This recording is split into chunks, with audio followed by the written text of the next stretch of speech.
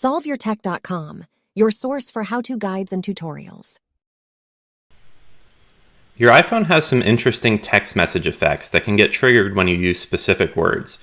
For example, if you say something like happy birthday or congratulations, then you might have seen some text message effects already. But these effects aren't limited to just those specific phrases, and you can choose to apply them to almost any text message you send.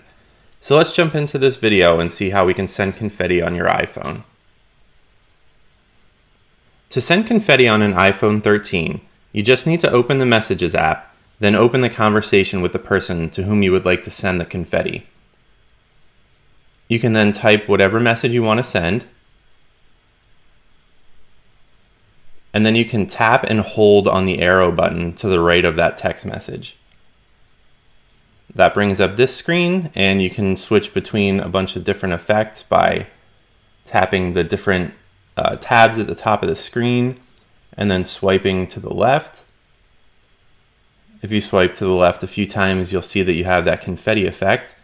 And once you've found the effect that you want to use, you just need to tap the send arrow to send that message.